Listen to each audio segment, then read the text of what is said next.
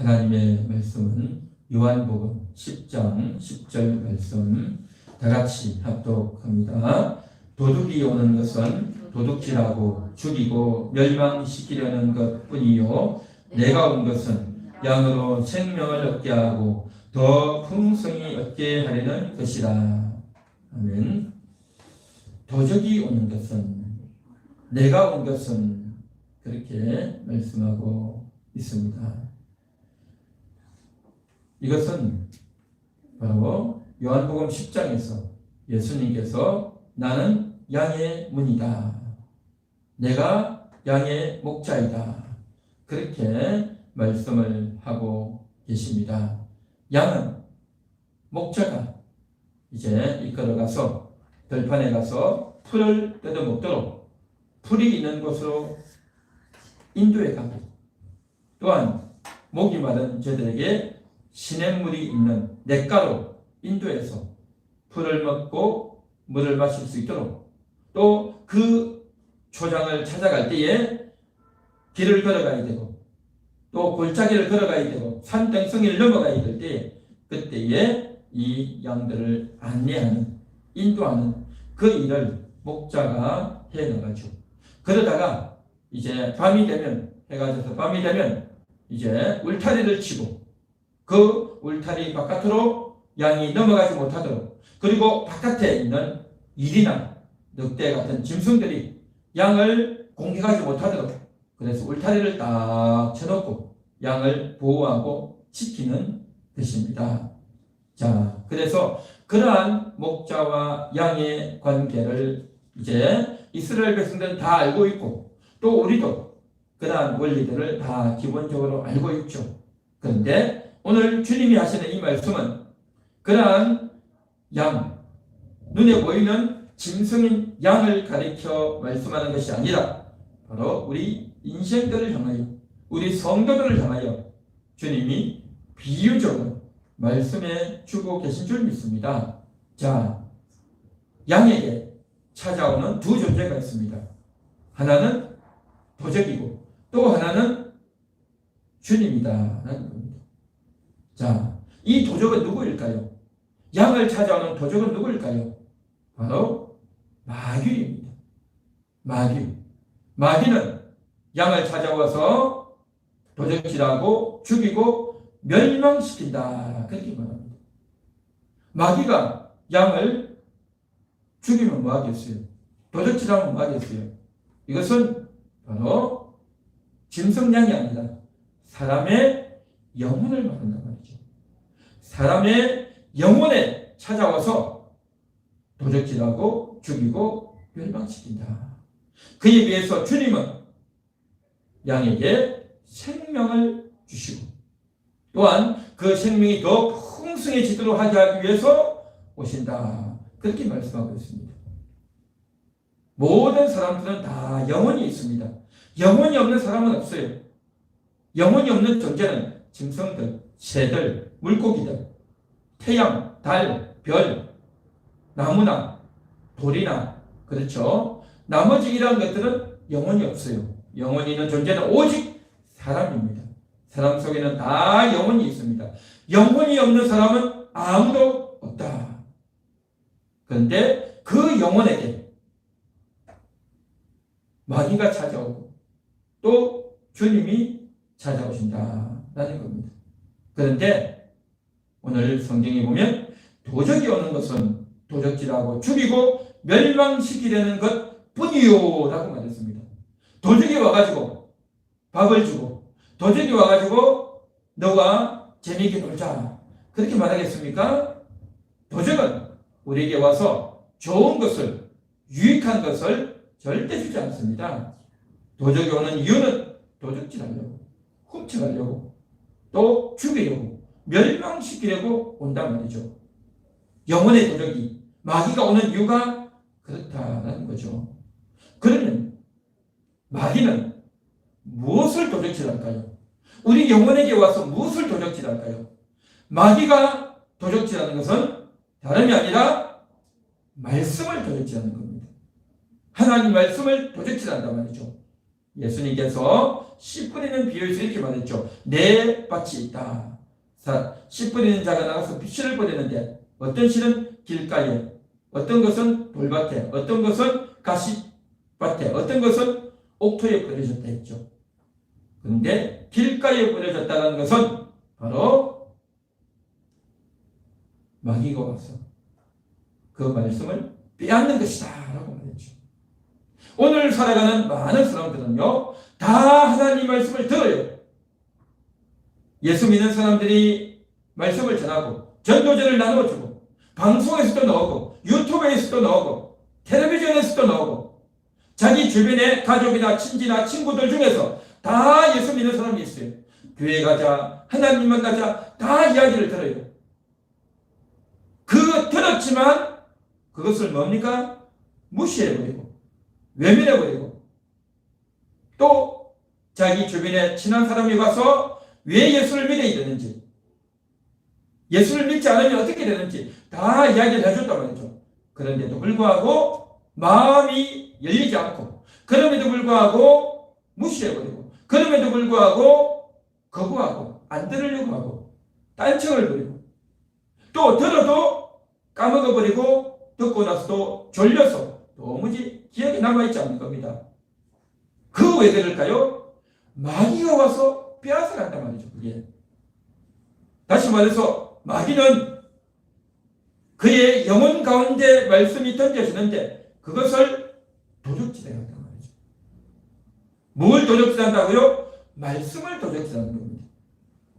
영혼이잖아요. 영혼이 필요한 것, 영혼에게 꼭 있어야 되는 것, 우리 모든 영혼에게 반드시 있어야 되는 것, 말씀입니다. 다른 말이 아니라 하나님 말씀.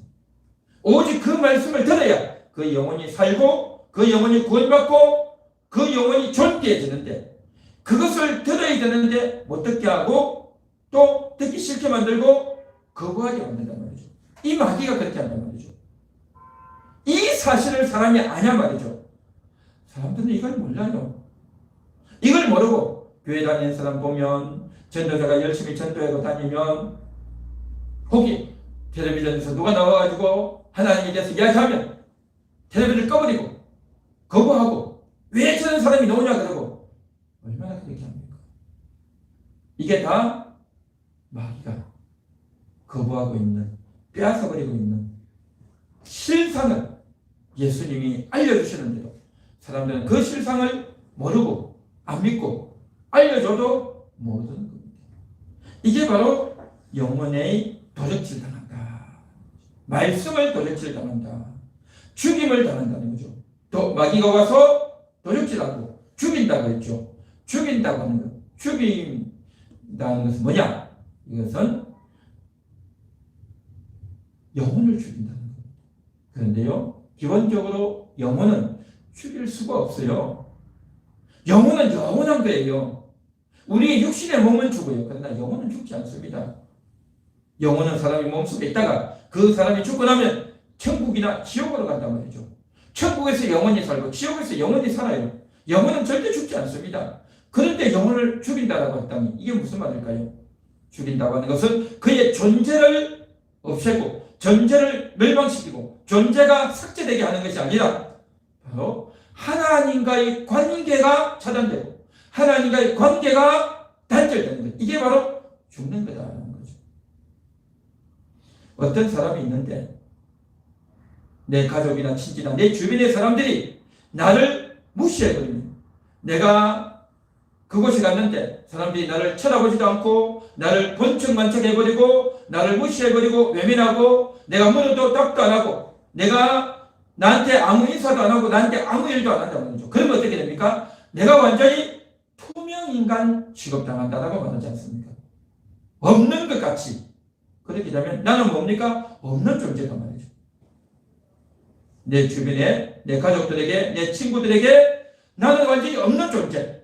아무도 나를 상대해주지 않고 나를 무시하고 외면해버리는, 나를 완전히 왕따시켜버리는, 그래서 나는 왕따당하고 누구도 나를 상대해주지 않고 다 나를 무시하고 외면해버리면 나는 뭡니까? 없는 존재 아닙니까? 존재감이 없는 거예요. 그러면 그 존재는 없는 거란 말이죠. 죽은 존재. 이와 같은 것이 바로 죽어 있는 겁니다. 죽어 있는 겁니다. 이와 같이 하나님께 대하여 하나님의 말씀이 들어오지 않고 하나님의 손길이 느껴지지 않고 하나님의 사랑을 전혀 받지 못하는 하나님과 아무 관계가 없는 그런 상태가 바로 관계가 단절되어 있는, 이게 바로 그 영혼이 죽어 있다라고 하는 겁니다. 영혼은 있지만, 그 존재는 있지만 하나님과 아무 관계가 없이 살아가는 인생을 향해서 죽어 있다라고 말한다는 거죠. 왜 죽습니까? 말씀을 못 받으니 죽는 거예요. 하나님 말씀이 들려주고 주변의 사람들이 전하고 여러 가지 방송이나 책자나 이런 것들을 통해서 알려주고 들려주는데 다 차단되고 다 거부하고 외면해 버리니 안 들린단 말이죠. 그런데 우리 영혼은 말씀을 먹어야 사는 겁니다. 그런데 말씀을 못 먹으니 다 차단되니 영혼이 죽임을 당하고 있다. 그 일을 마귀가 한단 말이죠. 마귀가 도적질하고 죽인다는 거죠. 그걸 위해서 마귀가 사람을 찾아다니면서 그 짓을 열심히 하고 있는 겁니다. 마귀가 얼마나 열심히 일하는지, 마귀가 얼마나 부지런히 쫓아다니는지, 그래서 사람들이 말씀을 먹을까, 말씀을 들을까 와서 그걸 차단하고 막으려고 얼마나 애를 쓰는 줄 아십니까? 이게 마귀가 하는 짓이다. 뿐만 아니라 마귀는 멸망시킨단 말이죠. 멸망이 뭡니까? 완전히 망하는 겁니다. 이 세상을 살아가는 동안에는 예수를 안 믿는 영혼들도 주변에 그래도 하나님 믿는 사람이 있고 하나님의 은혜의 흔적이 있어요. 하나님의 빛의 흔적이 있습니다. 그래서 곳곳에서 자기는 교회를 안 다녀도 예수 믿는 사람이 열심히 찬양도 하고 막 웃고 또 서로 이제 노래도 부르고 또 이제 좋은 영향력을 많이 미치고 있어요. 그러면 따뜻한 햇빛이, 그가 비록 교회를 안 다니고 하나님을 안 믿어도 하나님의 흔적이 다 있어요. 당신은 사랑받기 위해 태어난 사람 하고서 찬양을 부를 때 그게 뭡니까? 그거는 결국 복음성이고 하나님의 자녀들이 부르는 찬양이에요. 그런데 일반 사람들도 그걸 부른다고 그러죠. 그러니까 그 말을 듣고 그 노래를 듣고 많은 사람들이 굉장히 기분이 좋아해요. 그게 원래 무슨 뜻인지도 모르고 부르는 거예요. 교회를 안 다니는 사람들도 그 노래 들으면 내가 사랑받기 위해 태어났다고 하니 굉장히 기분이 좋아지고, 그렇죠? 그 뜻의 유래도 모르고 그냥 기분만 좋아지는 겁니다. 흔적이 남아있어요. 이 세상에 사는 동안에는 그러한 것들을 들으면서도 또 예수 믿는 사람들이 가서 봉사도 하고 섬겨주고 또 손해도 봐주고 그렇게 하는 것들이 이 세상 살면서 따뜻한 햇빛으로 작용을 해요. 그런데요, 일단 죽고 나면, 이 세상을 떠나고 나면 그런 찬양도 없어요. 주변에 성도들도 없어요. 완전한 지옥, 완전한 불못에 들어가서 이러한 것들이 전혀 없는 깜깜한 곳에서, 영적으로 깜깜한 곳에서 뜨거운 불맛을 보며, 영원히 불맛을 보며 얼마나 괴로운지 모릅니다. 죽지 않고 살아있으면서 영원한 멸망을 당하는, 이게 바로 마귀로 말미암아 이런 일이 생기는 겁니다. 마귀가 오면 이런 짓을 한단 말이죠. 그런데 예수님이 오시면 우리의 영혼을 살려주시고 여러분의 영혼을 구원해 주시고 죽어있던 영혼이 살아나서 하나님 말씀을 듣게 되고 먹게 되는 줄 믿습니다. 전혀 예수를 몰랐던 사람들이 예수님을 영접하고 하나님의 말씀을 듣고 그 말씀을 들으니 그것이 나에게 위로가 되고 힘이 되고 내 삶의 지혜가 되고 내가 그 말씀에 이끌리게 된다라는 것입니다. 얼마나 감사합니까? 그래서 그 예수님이 우리에게 생명을 얻게 한다. 영원히 생명을 얻게 한다 말이죠. 영원히 말씀을 들었으니, 영원히 거듭났으니, 영원히 거듭나서 살아났고, 거듭만 나는 것이 아니라 거듭난 이후에 계속 양식을 먹고 양식을 먹고 양식을 먹는다고 하죠. 그렇기 때문에 내 영혼이 살아난 기분. 이제는 내가 소망을 가지는 겁니다. 전에는요, 소망이 없어요. 소망이 없어. 절망이고 살고 싶지 않고 인생이 비참한데 예수를 믿고 나면, 영혼이 거듭나고 나면 소망이 생기는 줄 믿습니다. 할렐루야. 소망이 보입니다.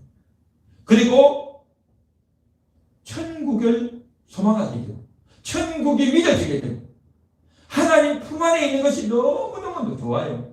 교회를 가는 것이 너무 좋단 말이죠.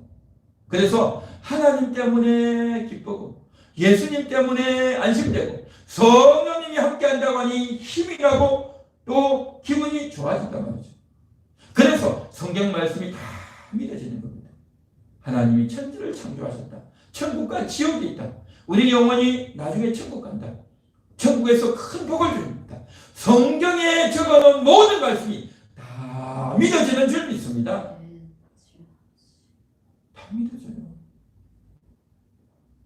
영혼이 걸어나기 때문에, 영혼이 살아나기 때문에 가능한 겁니다. 그래서 이제는 새로운 희망이 보이는 겁니다. 전에는요, 어떻게 돈을 벌까? 어떻게 이 괴로운 인생을 살까? 내가 왜 이렇게 억울하게 살아가야 되냐? 해가지고 온갖 불평과 원망과 좌절과 괴로움이 가득했는데 이제 하나님을 알면 알수록 하나님 때문에 희망이 보여요. 살고 싶어지는 겁니다. 자신감이 생기는 겁니다. 이게 바로 생명을 얻었기 때문에, 영혼이 생명을 얻었기 때문에 이런 일이 생기는 겁니다.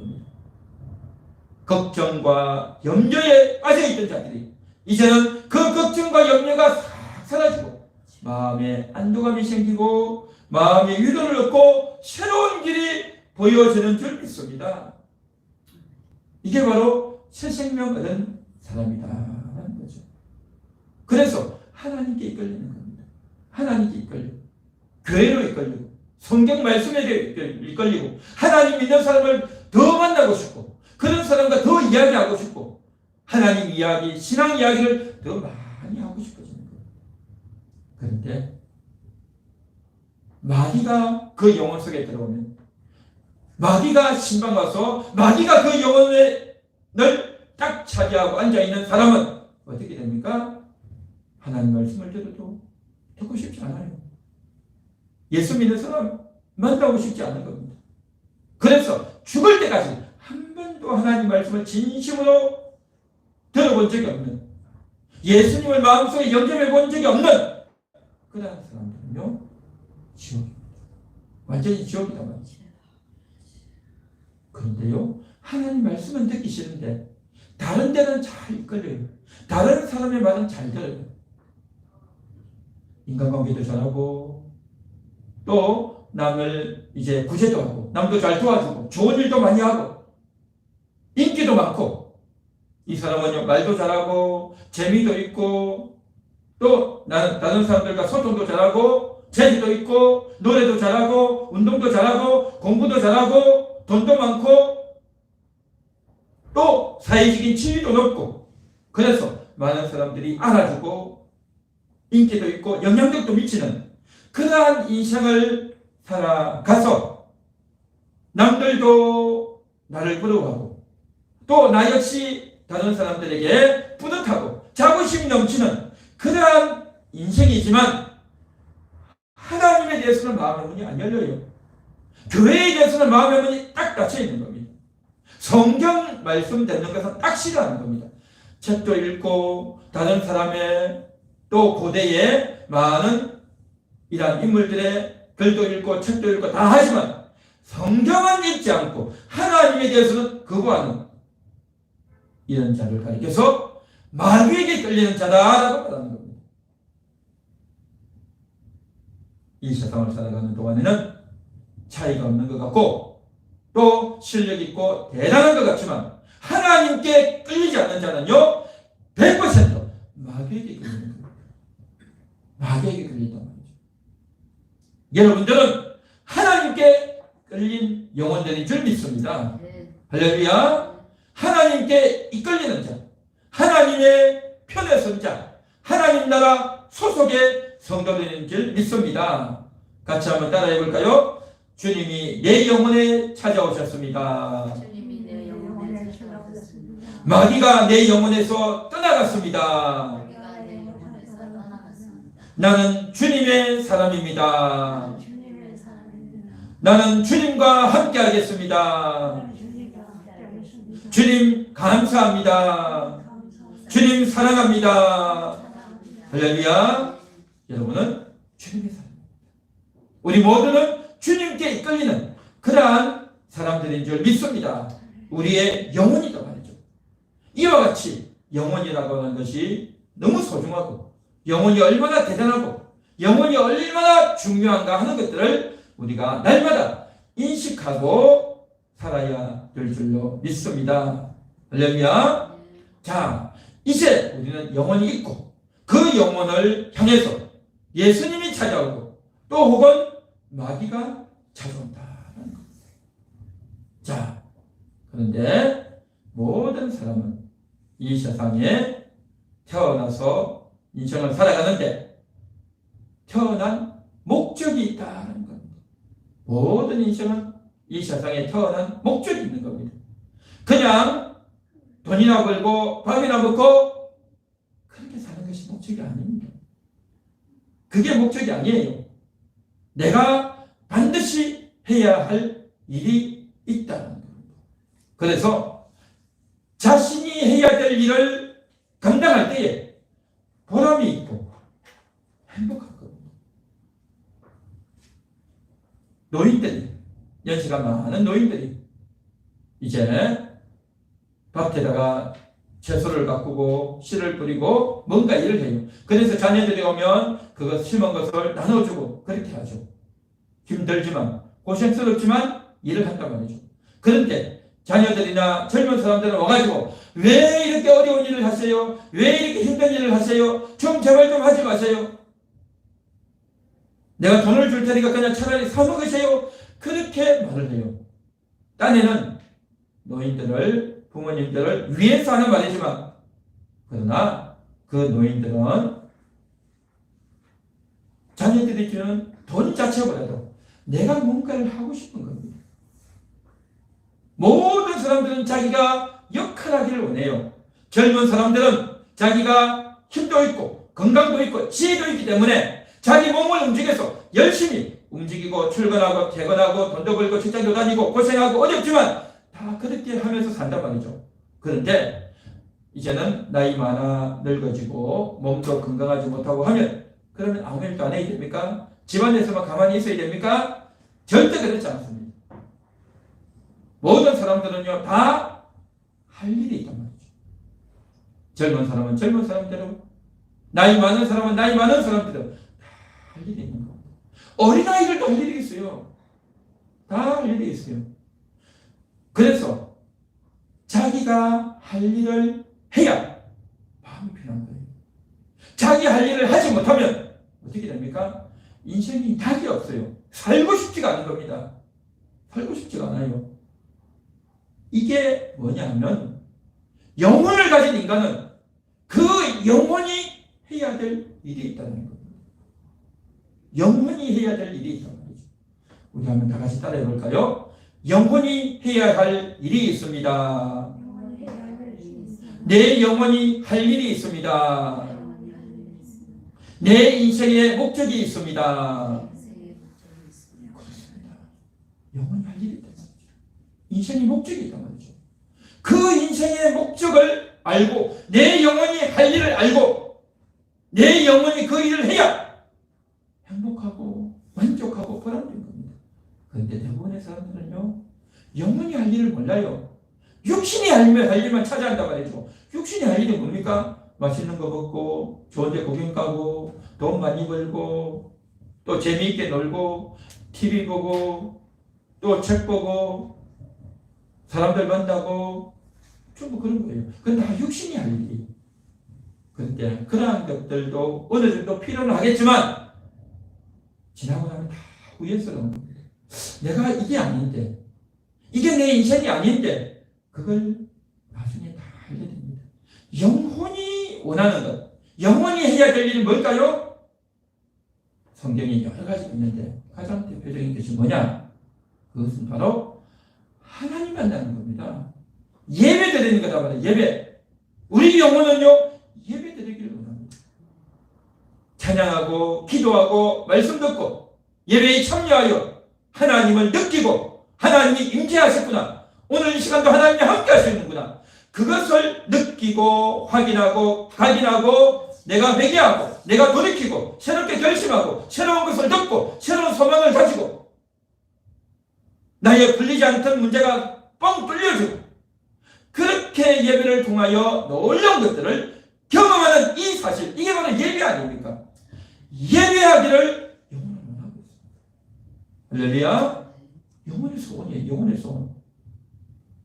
그래서 예배를 다녀와야 내가 개운하고 힘을 얻고 놀라운 일이 생깁니다. 그 다음 두 번째, 영혼이 하기를 원하는 게 뭐겠습니까? 영혼은요, 소통하기를 원합니다. 이웃 사람들과 소통하기를 원한단 말이죠.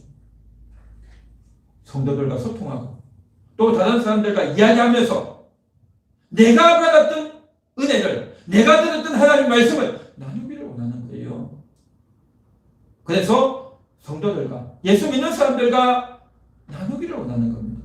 내가 들었던 말씀을, 내가 혼자 성경을 통해서 읽었던 것들을, 내가 인생을 통해서 깨달았던 것들을 다른 사람에게 알려주고 들려주고 또 다른 사람이 하는 이야기를 듣고 이걸 하기를 원하는 겁니다. 여러분, 이것이 교제예요. 교제에 소통하면 그냥 만나서 맛있는 거 먹고 아무 이야기나 하는 것이 교제인 줄 아는데 하나님이 없는 교제는요, 쓸모없는 교제입니다. 하나님 말씀이 없고 은혜가 없는 교제는요, 죽은 교제예요. 그 교제가 의미 있고 또한 살아있는 교제가 되기 위해서는요, 하나님 이야기가 나와야 됩니다. 성경 이야기가 나와야 되는 겁니다. 할렐루야. 그래서 예배를 통해서는 하나님을 만나고 하나님과 소통한다면 이제 사람들을 만나서 하나님 이야기, 성경 이야기를 해야 그것이 소통이 되고 그렇게 되어져야 우리의 인간관계와 인생에서 있는 여러 가지 갈등과 문제들이 해소가 되어지고 치료가 되어질 줄 믿습니다. 그 다음 우리 영혼이 원하는 것, 첫째는 예배, 두 번째는 소통이라고 했고요. 교제, 소통, 교제이고 그 다음에 세 번째는 뭐냐? 봉사하는 것입니다. 봉사라는 것은 내가 남을 위해서 뭔가 역할을 하는 거죠. 내가 남을 도와주는 겁니다. 남을 도와주는 것은 내가 몸을 움직여서 도와줄 수도 있고 내가 물질을 지원하면서 도와줄 수도 있고 내가 그 사람을 기도하면서 도와줄 수도 있고 어쨌든 그 사람을 위해서 내가 정신적인 도움, 물질적인 도움, 내 몸을 움직여서 도우는 것들 많은 것들이 있겠죠.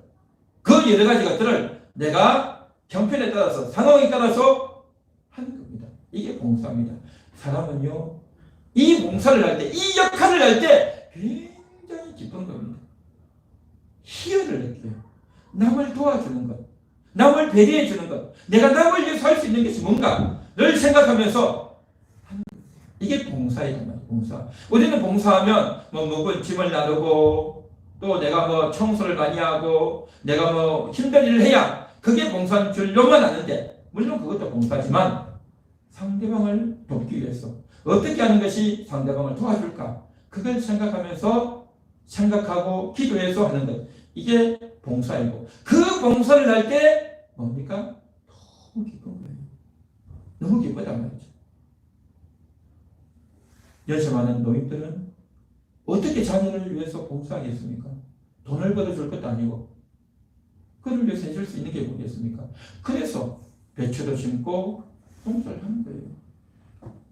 그런데 그 진심을 모른다고요. 자녀들은 그 진심을 모르고 이 힘든 걸 왜 하냐고 내가 돈 주고 사 먹으면 되는데 그렇게 말하는 자녀들은요 자신이 늙어가야 하는 겁니다. 그렇게 자녀들에게 주고 싶고 숨기고 싶고 뭔가 역할을 하고 싶은 마음이 있다는 거죠. 그렇죠? 이게 봉사입니다. 봉사. 그래서 우리가 이러한 인식, 이게 바로 영원히 하고 싶은 겁니다. 네 번째, 첫째는 예배, 두 번째는 교제, 세 번째는 봉사, 네 번째는요 전도입니다. 사람들 만날 때 하나님 만나세요 말 한마디 딱 하는 겁니다. 꼭 말을 해야 됩니다. 그 사람이 믿든 안 믿든 하나님 만나세요 이야기해줘야 돼요. 그렇게 말을 해줘야 하나님 만나야 되는구나 안다고 하죠. 전도라고 해서 뭐 전도지를 주고 많은 사람들 앞에 가서 외치고 그것만이 전도가 아니라 가장 중요한 이야기를 하다가 일상적인 이야기를 하다가 한마디를 꼭 하는 겁니다. 하나님 만나세요. 그러면 그 이야기를 잘 듣는 사람도 있고 외면하는 사람도 있어요. 한동안 몇십 년 동안 안 됐다가 나중에 듣는 사람도 있어요. 그럼에도 불구하고 우리는 그 이야기를 해줘야 되는 겁니다. 할렐루야. 이 전도라는 거죠. 중요한 겁니다. 이러한 것들이 다 영혼이 하는 일입니다. 영혼이 너무나도 하고 싶은 거예요. 여러분의 영혼이 정말 원하는 게 무엇입니까? 예배 드리는 걸 원해요. 여러분의 영혼이 하나님을 만나서 하나님께 예배하는 것.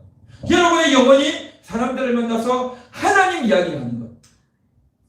성경 말씀을 가지고 이야기를 하는 것. 또한 여러분이 남들을 도와주고 봉사하는 것. 또한 여러분들이 다른 사람에게 간단하게라도 한마디라도 중요한 한마디를 딱 할 수 있는 것. 이게 바로 여러분의 영혼이 하고 싶은 겁니다. 또한 하나를 더 붙인다면 여러분의 영혼이 가장 힘들 때, 피곤할 때에, 짜증날 때에, 낙심될 때에, 답답할 때에, 근심되고 걱정될 때에 하나님 도와주세요. 하나님 내가 어떻게 해야 됩니까? 하고 하나님을 부르고 하나님을 찾는 것. 여러분의 영혼이 그거 하기를 원합니다. 믿습니까? 여러분이 영혼이 원하는 거예요. 여러분이 영혼이 원하는 일을 해야 되지 않냐 말이죠. 할렐루야. 그런데 이것을 하지 않으면 어떻게 됩니까? 예배도 안 하지요. 교제도 안 하지요. 봉사도 안 하지요. 전도도 안 하지요. 또한 하나님을 찾지도 않으면 그 영혼은 어떻게 되느냐? 영혼이 힘을 잃어요. 영혼이 역할을 못하면요, 자존감이 없어지고 힘을 잃는 겁니다. 힘을 잃어요. 그래서 결국 힘을 잃다 보면 그 영혼이, 그리고 그 인생이 비굴해지는 겁니다. 여러분 삼손 아시죠? 삼손이 낯이 있어서 사사 아닙니까? 그가 해야 될 일을 제대로 감당하지 못하다 보니까 그만 힘을 다 잃어버리고 옥에 갇혀서 눈이 뽑히고 옥에 갇혀서 맷돌을 돌리는 그런 신세가 있습니다. 그 천하장사 삼손이 맷돌을 돌리는 거야. 나 싫어. 나 안 돌릴 거야. 그런데도 맷돌 돌려야 돼. 왜요? 때리니까. 맷돌 안 돌리면 첫째가 때리고 하니까 쟤는 남이 때려도 거뜬하게 또 남들보다 더 접속에 남들을 제압했는데 이제는 힘이 다 빠져가지고 남들이 때리면 맞아야 되고 맞으니까 아프고 어쩔 수 없이 해야 되는 겁니다. 삼손에게 있어서는 너무나 비굴한 겁니다. 비참한 얘기였어요. 여러분 비굴하다는 게 뭘까요? 제가요 얼마 전에 영화를 하나 봤어요. 아수라라고 하는 영화를 봤는데 2016년도에 나온 영화인데 이 아수라라고 하는 영화에 보면 안남이라고 하는 영화에 나오는 도시입니다. 안남시라고 하는 곳이 나오는데 그 안남시장이 나오고 그런데 이 안남시장은 좀 비리가 많아요. 남의 돈을 이제 등쳐먹고 비리가 많은 그런 안남시장이 나오고 그래서 그 비리 많은 시장을 이제 잡아 넣으려고 늘 노리고 있는 검사가 있고 또 경찰들이 있어요. 그런데 이 안남시장은 자기 밑에 건달들을 조폭들을 많이 두고 있는 거예요. 자, 그래서 이 안남시장이 있고 경찰 검사들 한편 그 다음에 그 밑에 있는 자기의 부하들 그리고 건달들 조폭들 이렇게 두 패가 나뉘어서 서로 긴장하고 싸우는 그러한 구도인데 그런데 이곳에는요 흔히 말하는 착한 사람이 아무도 없어요. 다 악인들이 다 악인들. 시장도 악인, 그 밑에 있는 건달 조폭들도 악인, 또한 이들을 잡겠다고 하는 경찰 검사들도 다 악한 사람들이 다 자기 욕심, 자기 욕망을 이루기 위해서 그렇게 애를 쓰고 무차별적으로 그렇게 거짓말을 하고 또 싸우고 하다가 모두가 다 망해가는 그런 영화입니다. 그래서 참 그 영화가 보면 별로 기분이 좋지가 않아요. 그런데 그럼에도 불구하고 이 영화가 굉장히 충격적이고 잔인한 좀 그런 영화였어요.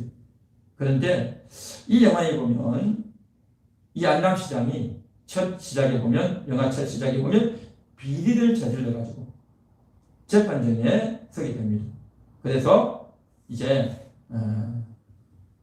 대법원까지 가가지고 결국 최종 대법원에서 무혐의 판정을 받는 겁니다. 근데 사실은 혐의가 많아요. 죄가 많은데 어떻게 수를 써가지고 무혐의를 받았어요. 그러면서 무혐의 판정이 나는 그날 많은 사람들이 기자들이 몰려오자 이렇게 말합니다. 저 누명을 벗었습니다. 저한테 여태까지 온갖 업무를 씌웠던 나쁜 놈들 말이야 하면서 큰 소리 치고 나는 무죄하다, 나는 깨끗하다 그렇게 떠들면서 영화가 시작이 되었습니다. 그런데 이 안남시장이라는 사람은 안남에서 부동산 개발하려고 그 부동산 개발하면서 온갖 비리를 저지르고 많은 사람들의 그런 눈물을 흘리게 하고 돈을 훔치고 빼앗고 그리고 자기 땅을 돌려달라고 하는 사람들을 조폭들을 보내서 짓밟고 때리고 이러한 일들을 많이 했던 거죠. 그래서 여기 보면 결국에는 이 안남시장을 중심으로 해서 시장편에 서 있는 건달과 조폭 또 이들을 잡으려고 하는 경찰과 검찰들이 있는데 그런데 여기서 한 중요한 인물이 나옵니다. 주인공이 나옵니다. 주인공이라고 해서 좋은 일을 하는 사람이 아니라 악한 사람이에요. 그런데 이 경찰인데 경찰은 뭡니까? 도둑을 잡고 범죄하는 사람을 체포하는 것이 경찰의 역할 아닙니까? 그런데 여기 나오는 이 주인공 경찰은 박쥐 같은 사람이에요. 박쥐 같은 사람이라서 경찰 편에 서서 도둑을 잡는 역할도 하고 또한 시장 편에 서서 시장에게 줄을 서고 도움을 받는 그 일도 하는 거예요. 왜냐하면 이 경찰에게는 아내가 있는데 이 아내가 암에 걸려서 오늘 내일 하는 그런 아내인 겁니다. 그런데 암 치료를 하다 보니까 돈이 많이 들고 그 병원비를 댈 수가 없는데 공무원 월급보다는 댈 수가 없는데 그 월급을 누가 주느냐? 안남시장이 찾아와서 돈을 주는 거예요. 많은 돈을 준단 말이죠. 그러니 결국에는 시장편을 들고 또 시장을 위해서 자기가 경찰의 신분을 내려놓고 시장이 시키는 대로 온갖 정말 종처럼 부리는 그러한 상황 가운데 있는 겁니다. 그래서 온갖 수단과 방법을 가리지 않고 거짓말과 욕설과 폭력과 사람들을 협박하고 그런 일들이 자행되는 거죠. 그리고 이제 이들을 잡겠다고 하는 경찰과 검사들도 역시 마찬가지로 그렇게 거짓말과 또 얼음장과 협박을 하면서 똑같이 뒤엉켜서 싸우는 그런 장면이에요. 그러다가 마지막에 보면 이 안남시장의 오른팔 역할을 하는 중요한 인물이 있는데 이 인물이 이제 나에게 별로 잘 안 한다 해가지고 그 인물을 죽여버려요. 경찰을 시켜서 자기 그 주인공 경찰을 시켜서 죽여버립니다. 그래서 그 죽은 사람의 장례식을 하는데 그 장례식장에서 마지막으로 안남시장과 그 건달 조폭들 한 팀 그리고 이들을 잡으러 온 경찰 검사들 한 팀 해가지고 집단으로 난투극이 벌어지는 아주 정말 끔찍한 그런 영화입니다. 그런데 이러한 일들을 쭉 하고 있는데 저는 그것을 보면서 참 많은 생각들을 했는데 그 많은 수십만 평의 땅을 이제 가지고 부동산 개발을 한다 해가지고 자기가 이득을 취하려고 그래서 거기에서 많은 사람들이 이득을 취하려고 돈을 벌려고 하는 먹이사슬들이 연결되어서 이제 시장이 잘한다 그래야 자기가 아파트 값이 오르고 돈을 많이 벌 수 있으니까 잘한다 하는 그러한 일들이 막 벌어지고 있고 또 이 과정 가운데서 이제 그것을 감추어야 되고 비리가 드러나지 않아야 되고 그래서 증거가 나타나면 경찰은 증거를 잡으려고 하고 그 증거를 이제 잡지 못하도록 하려고 하고 그 중간에서 이 주인공 이라고 하는 이 경찰이 양쪽 편에서 박치처럼 왔다 갔다 하다가 결국에는 두 패가 서로 맞붙어서 싸우고 죽이고 하는 그 장면이 나와요. 그래서 조폭들이 막 이게 낫을 들고 와가지고 막 죽이고 경찰들은 총으로 쏘고 막 이런 장면이 있는데 결국에는 마지막 순간에 다 죽고 하다가 이 경찰의 총두목이 검사가 더 이상 총을 쏘다가 총알도 다 떨어지고 이제는 저 조폭들이 낫을 들고 오는데 감당이 안 되는 거예요. 이제는. 그러니까 갑자기 그전까지만 해도 그렇게 위세등등하고 이 시장을 잡아넣겠다 그러고 이 조폭들을 다 내가 가만두지 않겠다고 했는데 이제는 더 이상 도망갈 데도 없고 도움의 성들도 없고 그렇게 되니까 딱 궁지에 몰리니까 어떻게 하느냐. 안남시장 앞에 무릎을 탁 꿇으면서 살려주세요. 살려만 주면 내가 당신을 시키는 것 뭐든지 하겠습니다. 딱 그렇게 살려줘요. 그전에는 나라를 위해서 일하고 도적들을 다 잡아넣어야 되고 저 안남시장 같은 자들은 그냥 내버려두면 안 된다 그러고 내가 반드시 구속시키겠다 그러고 그랬는데 이제는 완전히 상태가 역전되어져서 자기가 죽기 일보 직전이란 말이죠. 그러다 보니까 무릎을 꿇고 제발 살려달라고 다 그러는 거죠. 그러니까 안남시장이 뭐라고 하냐면요. 뭐라고 하냐면 좋아. 내가 살려줄 테니까 조건이 하나 있다. 그렇게 하는 거죠. 조건이 뭐냐? 그곳에 와서 함께 싸우던 경찰 밑에 들이 있었는데 그 여자 경찰이 한 명 있었는데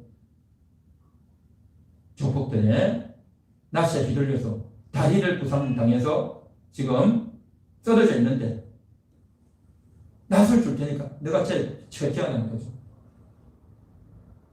그전엔 한솥밥을 먹고 있던 부하 경찰을 너가 처리하라는, 너가 죽이라는 거죠.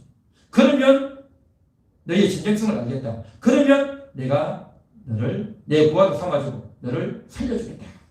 그렇게 하는 거예요. 그러니까 이 무릎을 꿇었던 경사가 어떻게 합니까? 자기 부하를 죽이겠다고 낫을 들고 막 쫓아가는 거예요. 저는요 그 장면을 보고 충격을 받았어요. 충격을 받았어요. 한편으로는 자기가 살겠다고 그래 해야 자기가 살아남으니까 그렇게 했겠지만 같은 한 배를 탔던 부하 경찰 그 여자 경찰을 죽이겠다고 쫓아가는 그 장면을 보면서 참 비참하다. 정말 사람이 너무나도 비굴하다 라는 생각을 했습니다. 얼마나 비굴합니까? 그렇죠? 그렇지 않으면 자기가 살아남을 수 없단 말이죠. 이 조폭의 세계, 깡패의 세계는요 원래 그렇습니다. 자기가 누구와 싸우다가 졌단 말이죠. 그러면 자기를 이겨먹은 그 사람이요 명령하는 겁니다. 시킵니다. 그래서 누구누구에게 가서 훔쳐와, 누구누구를 때려주고 와, 누구누구를 짓밟고 와, 그 시킨단 말이죠. 아니면 죽는단 말이죠.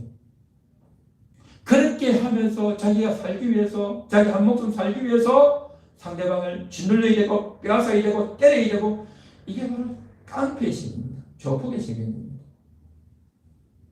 그러면서 충성의 증거를 삼아주는, 그러면서 비참하게 그러면서 사는 인생들을 보면서 정말 충격을 많이 받는데, 인생들이 다 그렇습니다. 평상시에는요 아주 상식적이고 웃는 얼굴이고 인격적이고 이래야 된다 저래야 된다 말을 하고 옳은 말을 다 하지만 결정적인 순간이 되면 어떻게 되어지느냐, 자기 살겠다고 온갖 짓을 다 하는 겁니다. 온갖 짓을 다 한단 말이죠. 상승을 보십시오. 전에는 블레셋 사람들을 그렇게 죽이고 블레셋 군인들을 잡아 죽이고 싸워서 이겼는데 이제 힘이 빠지니까 그 블레셋이 시키는 대로 옥에서 맷돌을 돌리고 그 비참한 신세가 되어버렸습니다. 얼마나 비굴합니까? 정말 우리가 하나님을 믿는 사람으로서 우리 영혼이 할 일을 제대로 하지 않으면, 우리 영혼이 예배를 드리고 우리 영혼이 봉사하고 우리 영혼이 교제하고 우리 영혼이 전도하고 우리 영혼이 하나님을 부르짖어서 하나님께 기도하고 구하는 이 일을 평상시에 해야 되는데 이 일을 소홀히 하고 하지 않으면 비굴한 인생입니다. 삼손이 비굴해졌다. 이 아수라 영화에서 나왔던 이 사람처럼 비굴해지는 겁니다. 그전에는 그렇게 덩치도 있고 지위도 있었고 부하들에게 지시도 하고 이래 이ren다 저래 이ren다 작전도 짜고 온갖 일을 다 했던 중요한 인물이었는데 그만 한순간에 비굴해진다. 자기 살겠다고. 이게 인생이에요. 이게 인생. 우리는요 언제 비굴해질지 몰라요. 그렇게 비굴해지는 모습 이게 뭐냐? 이게 바로 마귀가 사람을 그렇게 비굴하게 만드는 겁니다. 마귀가 사람을 비굴하게 만든단 말이죠. 그 사람을 속이고 또한 그 사람을 짓밟아서 평상시 하나님을 예배하지 못하도록 하고 평상시 성도들 간에 교제하지 못하도록 만들고 교제는 하는데 알맹이 없는 교제만 하나님 없는 성경이 없는 그런 교제만 하고 남을 봉사하고 남을 배려해야 되는데 그런 건 하지 못하고 내 자신만 위해서 내 이기적인 그런 인생만 살고 영원히 해야 될 일을 하지 않다 보니까 영원히 할 일을 절묘하게 피해가서 행동하고 처신한단 말이죠. 그렇게만 하다 보면 예배가 안 되고 교제가 안 되고 봉사가 안 되고 전도가 안 되고 하나님께 부르짖음이 없다 보면 결정적인 순간 모든 것들이 다 잃어버리는 겁니다. 삼손을 보십시오. 나중에 그 많은 힘이 다 빠져버리지 않습니까? 힘이 다 빠져버리니까 그냥 잡혀버리는 겁니다. 때리면 맞아야 되는 거예요. 맷돌을 돌려야 되는 겁니다. 비참한 지치가 된다는 거죠. 우리가 하나님 말씀을 많이 들었고 많이 알았는데 이것을 이야기하고 사용하고 남들에게 말해주고 그것을 자꾸 언급하고 표현하고 해야 되는데 그걸 안 하면 어떻게 되느냐? 다 잃어버립니다. 다 잃어먹는단 말이죠. 그걸 다 잃어먹고 나면 나중에 어떻게 되느냐? 비참해지는 겁니다. 다른 사람들이 다른 친구들이 와가지고 처음에는 세상 이야기하고 인간적인 이야기하고 일반적인 이야기를 하지만 나중에 결정적인 한마디 하는 겁니다. 너 교회 다니면서 맞아? 너 이렇게 한마디 그냥 설득하고 넘어가는데 내 양심은 크게 충격을 받는단 말이죠. 비참해지는 겁니다. 여러분 우리가 비참해진다는 것이 얼마나 힘든 겁니까? 얼마나 안타까운 거냐 말이죠.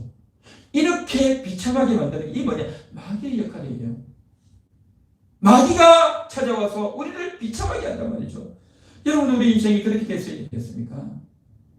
비참한 인생이 되지 않기 위해서 영원히 할 일을 하는 영혼의 역할을 잘하는 그래서 영원히 날마다 하루하루 만족하고 행복을 누릴 수 있는 육신의 일만 하는 것이 아니라 육신의 생각, 육신의 인생 내 하고 싶은 것만 찾아서 그렇게도 하다가 영원히 할 일을 하지 못하고 살다가 마귀에게 속았어. 마귀가 속이는 자 아닙니까? 마귀가 속이는 자죠. 마귀에게 속아서 그렇게 살았어야 되겠는가 하는 겁니다. 마귀는 불신자들의 영혼 속에 들어가서 그의 영혼을 지옥으로까지 인도하지만 성도들에게도 역사해요. 영혼에게는 못 들어오지만 성도의 정신을, 성도의 생각을, 성도의 감정을, 성도의 의지를 흔들고 유혹하고 속이고 못 살리고 그 일을 한단 말이죠. 우리가 영혼의 일을 하려고 애를 써야 될 점이 있습니다. 영적인 일을 하려고 애를 써야 된단 말이죠. 예배를 드리고 성경을 읽고 기도하고 하나님을 생각하고 이러한 작업들을 늘 하는 그래서 영혼이 깨어있는 이 인생이 되어져야 마귀가 수작을 부리지 못하는 거예요. 마귀가 수작을 부려서 마귀가 농단을 부려서 우리 영혼들을 못 살게 굴고 우리 영혼들이 행복하지 못하게 하고 우리 영혼들이 활동하지 못하도록 그렇게 하고 있는데 우리가 분별 없이 우리가 무능력하게 또한 내가 왜 태어났는지 내가 할 일도 모르고 그렇게 살아서야 되겠는가 하는 거죠. 모두는 마귀의 수작을 분별하고 마귀에게 속지 않는, 마귀에게 당하지 않는, 그래서 비참한 인생, 비굴한 인생이 되지 않기를 축원합니다. 축원합니다. 영원히 할 일을 찾아 그러는 저와 여러분 되시기를 주님의 이름으로 다시 한번 축원합니다. 다 같이 기도하겠습니다. 오늘